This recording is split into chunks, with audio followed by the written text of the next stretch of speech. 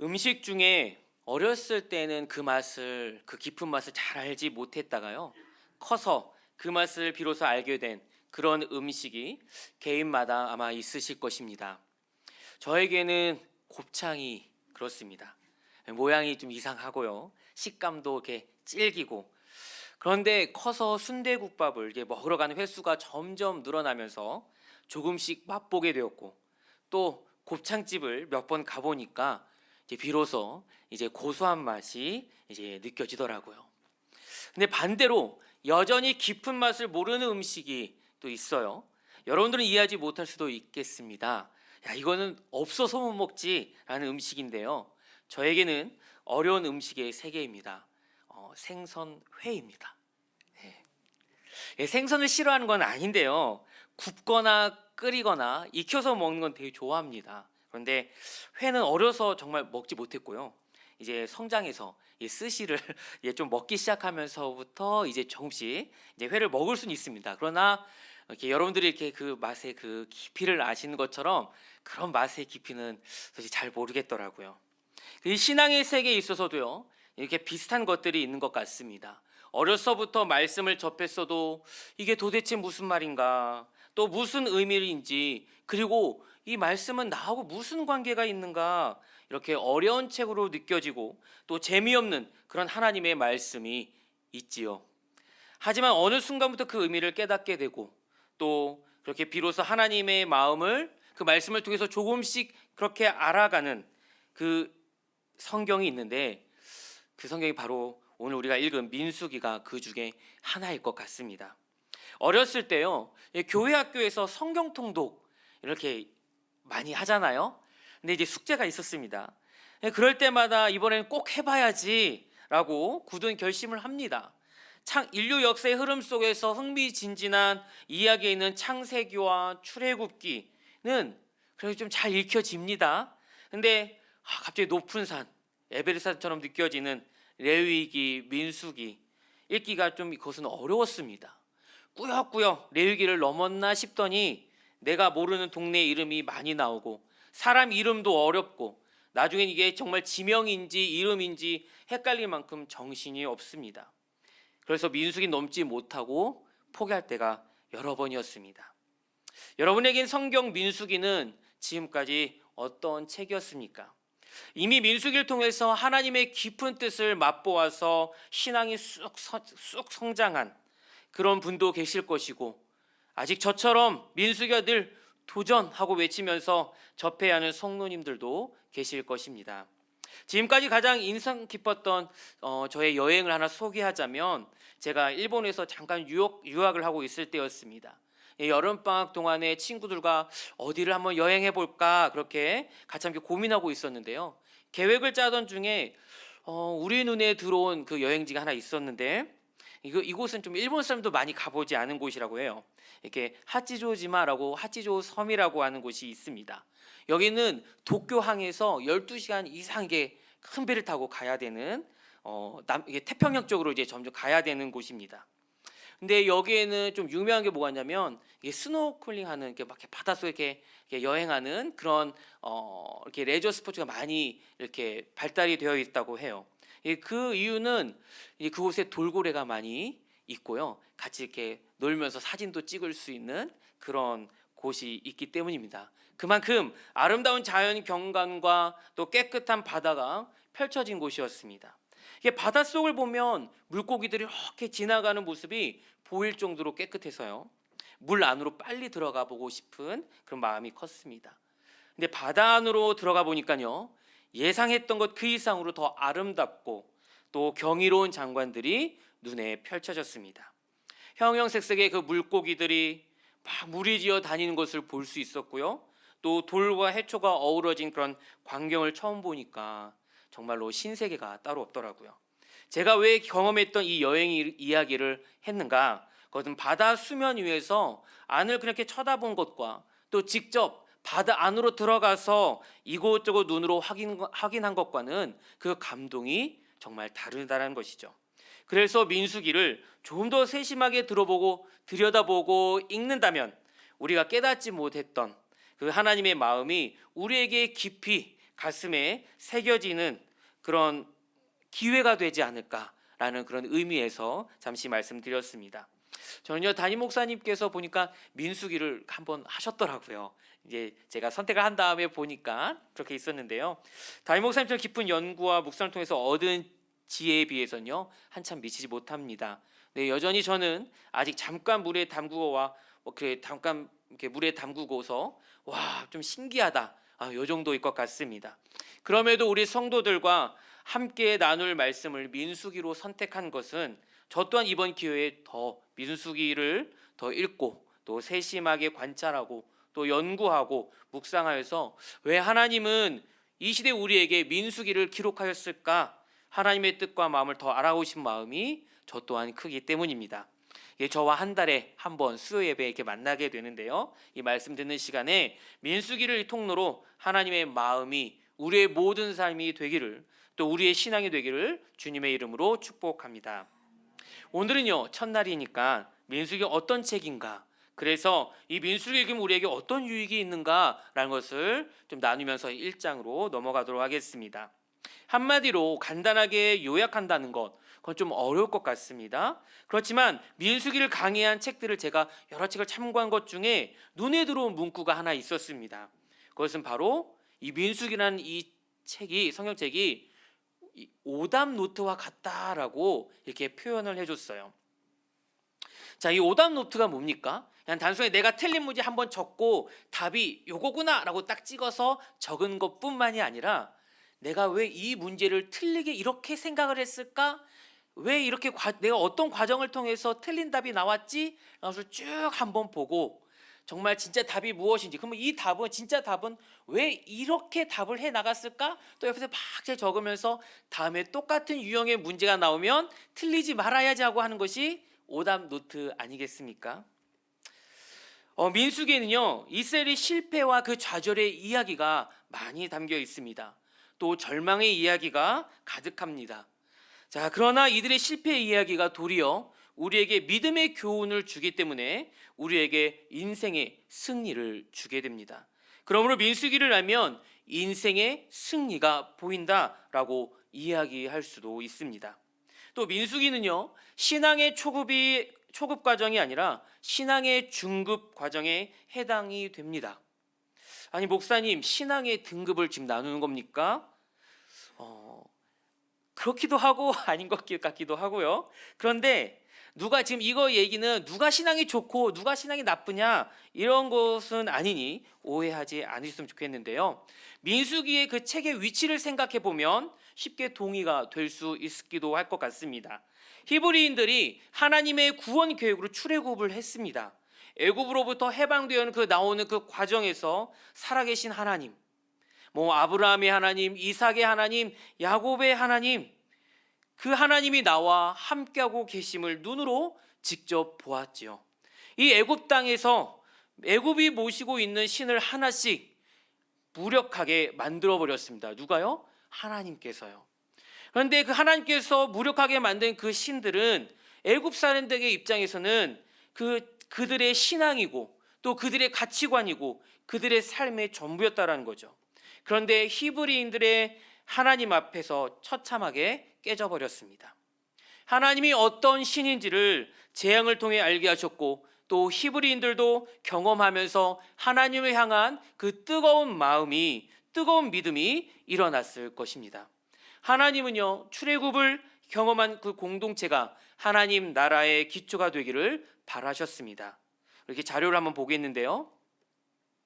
네, 이렇게 해서 민수기의 영적 의미가 무엇이냐라고 했을 때 믿음으로 구원받은 그 백성이 이제 구원받은 성도의 훈련을 통해서, 그 훈련의 여정을 통해서 하나님께서 약속하신 그 땅을 나아가는 그 중간의 역할을 하고 있다라는 것이죠.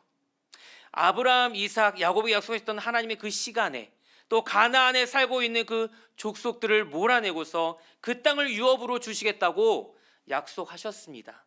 근데 이 약속을 믿음으로 이스라엘 민족이 애굽으로부터 구원을 받았죠. 이제는 홍해를 건넜고요.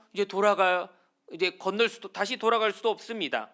애굽 땅에서 나오게 하신 그 하나님의 계획과 또 그 말씀에 순종하여서 가나안 땅을 향해서 이제 나가야 하는 것뿐이죠. 하지만 이스라엘 백성들의 바람과는 달리 출애굽하자마자 가나안 땅에 바로 들어가서 평안한 삶을 살 수 있었던 것은 아니었습니다.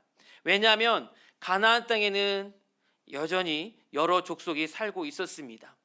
이스라엘 민족에게 그 땅을 쉽게 내주고 다른 땅을 찾아 이주할 리가 전혀 없겠죠. 왜냐하면 이들도 생명과 연결되어 있기 때문에 필사적으로 아마 대항했을 것입니다. 하지만 하나님이 행하신 그 출애굽의 그 기적이 그 주변에 있는 나라에게 이미 소문이 빠르게 퍼져나갔고 두려운 대상이 되었습니다. 여러분, 이스라엘 공동체가 강한 군대를 갖추어서 그렇게 강한 군대를 이루었기 때문에 출애굽을 할 수 있었을까요? 그것은 아닙니다. 체계적인 시스템을 가진 공동체가 아니었습니다. 그래서 먼저 하나님께서 이 공동체의 정체성을 밝혀주시는 것으로 이제 시작을 합니다. 구원받은 그 성도의 훈련할 내용이 있다라는 것이죠. 이 내용 중에는 십계명이 있고요. 또 하나님과의 그 관계가 날마다 새로워지도록 하는 그 성막과 그 제사의 방법들을 알려주시기도 했고요. 또 주변에 있는 그 가나안 족속과 다른 공동체인 것을 구분해줄 그 삶의 법도도 하나님께서 알려주셨습니다. 그 내용이 출애굽기와 레위기에 자세하게 기록되어 있습니다. 하나님의 말씀을 받은 이 모든 내용을 이제 내 그 삶 안에서 실행해야 하는 것이죠. 자, 그래서요, 시간에 의한 장소와 위치를 한번 추적해 보면 애굽에서 첫 유월절을 지내게 됩니다. 그리고 첫 유월절부터 시내산에 도착하기까지, 즉 애굽에서 빠져나와서 홍해를 건너서 또 시내산까지 그런 여정인데요. 성경으로는 출애굽기 10장부터 19장까지이고요. 기간은 약 한 달 반 45일 정도였습니다. 저렇게 구원받은 직후라고 해서 한쪽에 동그라미 이렇게 그 지역들이 있죠. 그래서 람세, 숫고, 시내산 여기까지가 한 달 반의 시간이 걸렸습니다. 또 시내산 도착해서 시내산을 떠날 때까지 그 기간은 두 번째 유월절을 맞이했는데요. 약 1년이 못 되는 시간입니다. 성경으로는 출애굽기 19장부터 레위기, 또 그리고 이어서 민수기 10장 11절까지입니다. 자, 다시 정리하면 출애굽기 19장부터 또 레위기, 또 이어서 민수기 10장 11절까지는 그 1년의 시간에 시내산 아래에서 이스라엘 백성들과 함께 가나안 땅을 정복할 준비를 하나님께서 하신 것입니다. 자, 그리고 난 다음에 저희가 나중에 민수기 10장 그 이후에 볼 때부터 이제 광야로 들어가서 본격적인 훈련이 시작이 됩니다. 자, 그래서 오늘 우리가 민수기 1장을 읽었는데요. 이 장소의 배경은 시내 광야입니다. 즉 시내산 아래인 것이죠. 자, 민수기 1장의 내용을 잠깐 이렇게 요약을 해보면 우리가 읽은 1절부터 4절까지는 인구조사 하나님께서 명령을 내리십니다. 그리고 5절부터 16절까지는 그 부름을 받은 지파의 그 지휘관들이 세워지게 되고요. 또 그 지휘관들이 세워졌는데 그 지휘관들로 인해서 이제 각 지파의 수와 총계가 이제 계수가 이제 되어집니다. 그리고 47절부터 54절까지는 레위 지파의 병역 면제와 특수 임무에 대해서 잘 또 설명해 주고 있습니다. 그래서 민수기 1장은 한마디로 인구 조사 이제입니다. 자, 1장은요. 첫 번째 인구 조사이고요. 또 두 번째 인구 조사 있는데 그것은 26장에 또 나오고 있습니다. 자, 첫 번째 인구 조사 장소는요. 시내산입니다. 그리고 두 번째 인구 장소는 이제 모압 평지에서 다시 한번 이제 조사를 하고요. 또 첫 번째 인구 조사의 그 대상은 출애굽 세대이고 두 번째 인구 조사의 대상은 출애굽 2세대, 즉 광야에서 살아가는 그 세대인 것을 이제 볼 수가 있습니다. 자, 이렇게 민수기는요. 인구 조사로부터 시작합니다. 그래서 현재 그 민수기, 그 사람의 숫자를 세는 그 책, 그 이름이 붙여진 것이지요. 출애굽기의 인상적인 그 사건은 당연 출애굽기이죠. 출애굽입니다. 자, 인상적인 사건으로 출애굽게 된 것과 마찬가지로 또 인상적인 인구 조사를 통해서 민수기가 되었다라고 참고하시면 될 것 같습니다. 네, 또 실제적인 또 민수기 말고 더 깊은 또 의미가 있는데 그건 나중에 다시 한번 설명해 드리도록 하겠습니다. 자, 그러나 표면적으로 볼 때 인구 조사가 특징적인 그 사건으로 보이지만 이 안에는 가장 중요한 메시지가 이 안에 있습니다. 표면적으로 볼 때는 인구 조사이지만 내면적인 메시지는 바로 우리가 무엇이라고요? 하나님의 군대라고 하는 것입니다. 하나님의 군대, 이것이 바로 오늘 1장에서 특별하게 살펴봐야 할 메시지가 되는 것이죠. 본격적인 광야 생활과 그리고 가나안 정복에 앞서서 또 여정을 떠나기 전에 이스라엘 자손에 대한 인구 조사를 하나님께서 명령하셨습니다. 그 이유는 효율적인 광야 생활에 대한 관리와 또 군대로서의 이스라엘을 편성하기 위함입니다. 이스라엘은 처음부터 군대로 부르심을 받았습니다. 지금 군대가 된 것이 아니라 처음부터 원래는 군대로 부르심을 받은 것이죠. 구원은 생명의 구원으로 또 하나님의 자녀로 시작합니다. 그러나 그 목적은 하나님의 군대로서의 그 풍성한 삶으로 우리를 또 부르심을 하는 것이죠. 하나님을 섬기는 성도들의 다양한 표현이 있는데요. 성도라는 표현이 있죠. 거룩한 무리, 또 거룩한 사람, 구별된 사람이라고 이렇게 표현할 수도 있고, 또 하나님의 자녀, 하나님의 백성도 있고, 새로운 피조물이라고 얘기도 하고, 또 우리는 나그네 삶을 살아간다고 얘기도 합니다. 다 모두 좋은 이름입니다. 하나님과 우리의 관계를 잘 설명해 주는 이름이고, 또 우리의 정체성을 알려주는 귀한 이름입니다. 근데 이와 같은 다양한 이름 중에 오늘 우리가 기억해야 할 우리의 신분의 이름은 하나님의 군대라고 하는 것입니다. 자, 우리는 하나님의 군대로 부르심을 받았습니다. 하지만 사실 내가 그리고 또 우리가 공동체가 하나님의 군대답습니까? 라고 질문을 던질 때에 하나님의 군인으로 또 군대로 부르심을 받았지만 여전히 하나님의 군대답지 못한 우리의 삶을 또 살펴볼 수도 있습니다. 이러한 측면에서 민수기 1장은 우리 자신의 정체성을 다시 한번 확인시켜주는 그런 말씀이기도 합니다. 우리가 바로 하나님의 군대라고 한다는 것이죠. 출애굽기가 구원의 책이라면 이러한 측면에서 있어서 민수기는 훈련의 책입니다. 물론 출애굽기에도 하나님께서 우리를 하나님의 군대로 부르셨습니다. 그러나 출애굽기에서는 하나님께서 우리를 군인으로 이렇게 군대로 이렇게 막 이렇게 다루시는 그런 모습은 그렇게 많지는 않습니다. 그러나 이제 민수기에서는요, 우리의 정체성을 밝히고 더 나아가 우리를 훈련시키는 그 말씀을 이제 더 본격적으로 보게 될 것입니다. 자, 조금 결을 달리하는 말씀을 잠깐 살펴볼 텐데요. 성경을 읽을 때 시간적인 순서가 있고 또 사건의 중심에 어떤 그 메시지, 신학적인 순서가 또 있습니다. 어떠한 말씀들이 시간적인 순서로 배열되는지 아니면 또 주제 또는 사건이 더 중요한 흐름에 따라서 기록되는지 살펴보기도 하는데요. 오늘 민수기 1장 1절을 보게 되면 명확한 시간이 기록되어 있습니다. 자, 이스라엘 자손이 애굽 땅에서 나온 후 둘째 해 둘째 달 첫째 날에 여호와께서 시내 광야 회막에서 모세에게 말씀하여 이르시되라고 했습니다.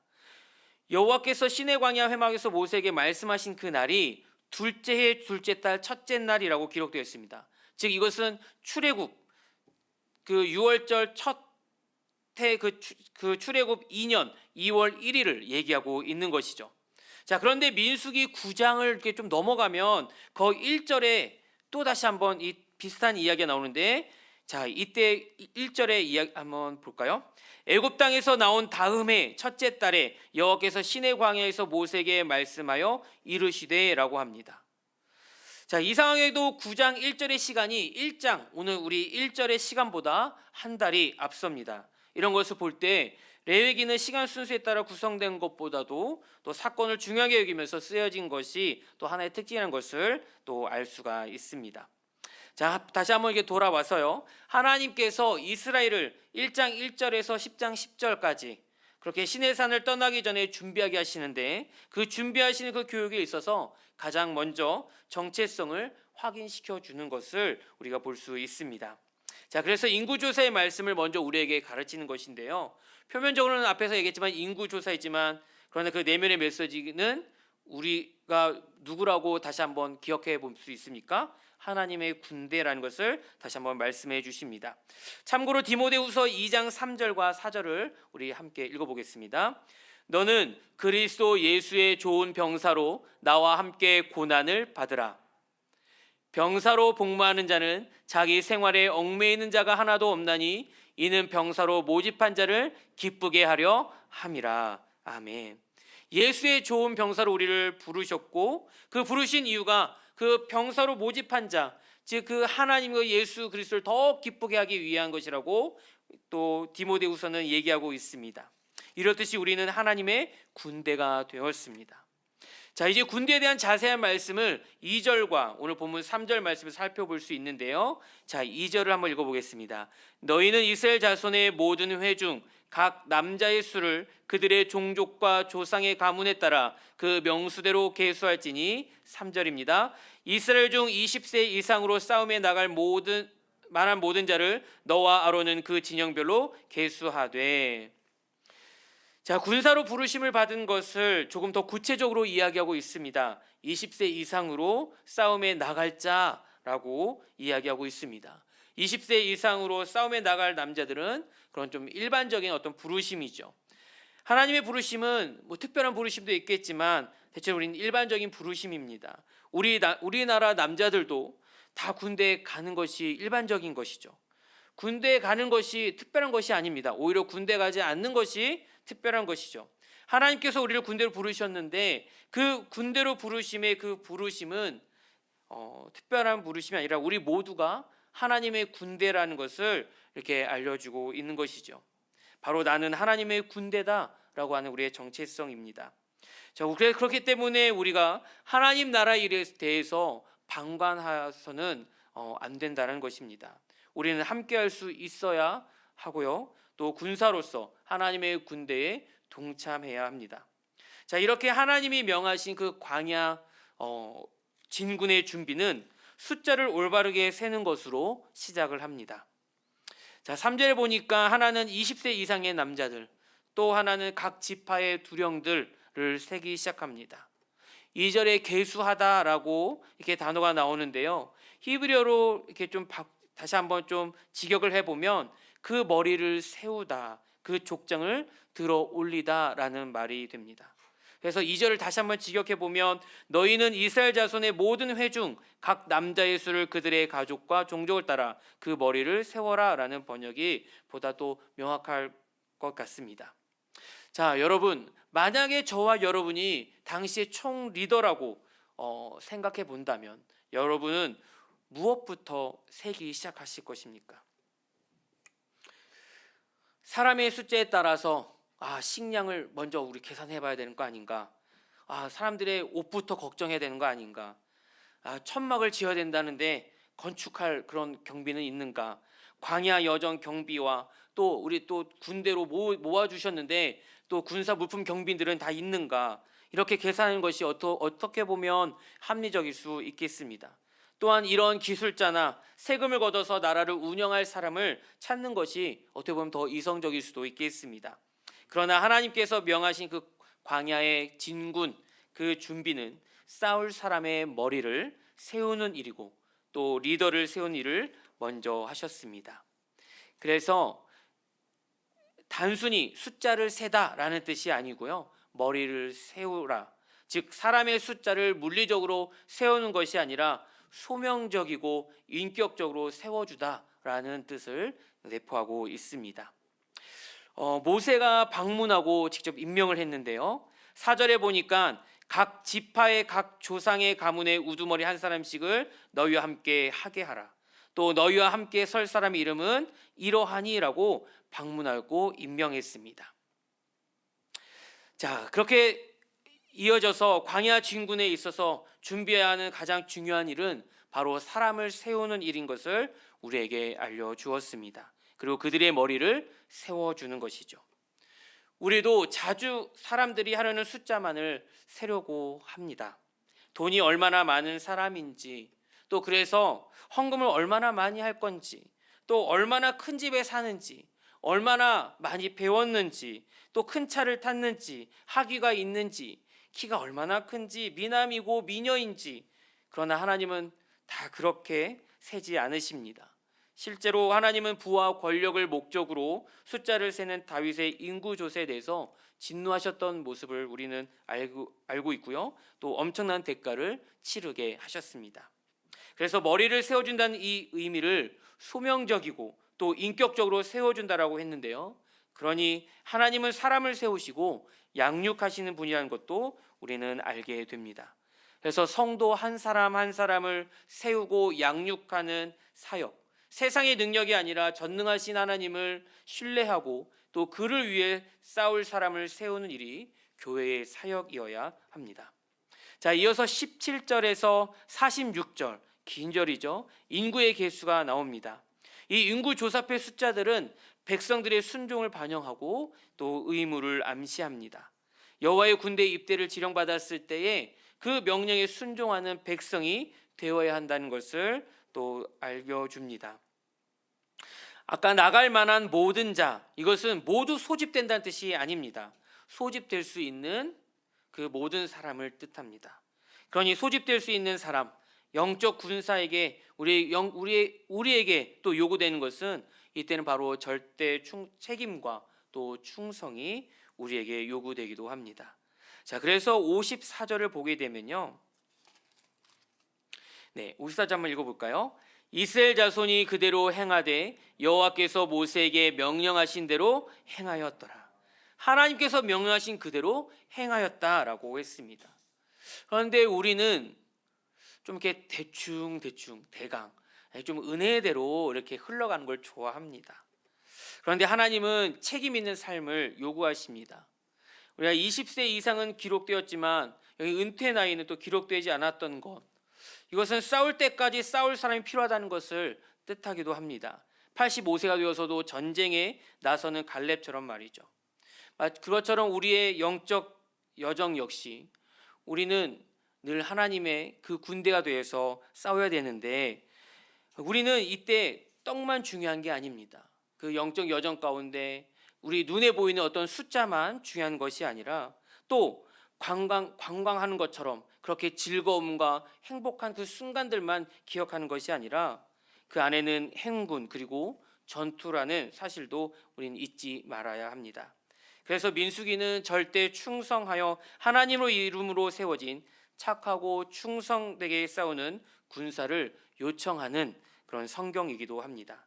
달란트의 숫자보다 착하고 충성된 종을 이렇게 요청하신 것처럼 말입니다. 자, 오늘 말씀을 잠깐 여기서 이제 맺겠습니다. 오늘은 이 1장의 큰 주제를 한번 나누었습니다. 그 주제는 하나님의 군대입니다. 우리도 예수님의 성육신과 그분의 죽음과 부활의 사역을 통해서 사단의 그 권세에서 하나님의 자녀가 되는 권세를 얻었습니다. 그리고 죄와 사망의 권세에서 해방되었습니다. 이것이 하나님의 은혜이고 그리스도의 사역이었습니다. 이래서 하나님께서 그런 우리를 구원하시고 그런 한 사람 한 사람 사랑으로 우리를 돌보십니다. 동시에 하나님의 군대로 부르십니다. 그 부르심은요, 인격적인 것입니다. 막 강제적이고 폭력적이지 않습니다. 구원의 은혜와 감사의 이유로 우리를 세우셨습니다. 주님을 사랑함으로 소명을 주시고 세우십니다. 그리고 우리를 끊임없이 양육해 주십니다. 하나님의 부르심 앞에 우리의 반응이 책임 있는 삶이 한다는 것이죠. 예수 이름으로 승리하는 삶을 살아내도록 우리를 계속해서 요청하고 계십니다. 그래서 하나님의 군대, 자, 이제는 우리를 예수의 좋은 병사로 부르셨을 때에 우리가 함께 취해야 할 그런 자세는 절대 책임과 충성과 순종과 그 의무를 다하기를 하나님께서 원하십니다. 민수기는 신앙생활을 시작해서 믿음과 신앙에 대해 배운 말씀을 실제로 살아내는 그 실천편과 같습니다. 신앙은 하나님의 돌봄과 보호가 있습니다. 은혜가 있고 축복이 있습니다. 하지만 이것이 전부이면 좋겠지만 동시에 오늘 하나님께서 준비하신 것처럼 행군과 그리고 전투라는 사실도 잊지 마시기를 바랍니다.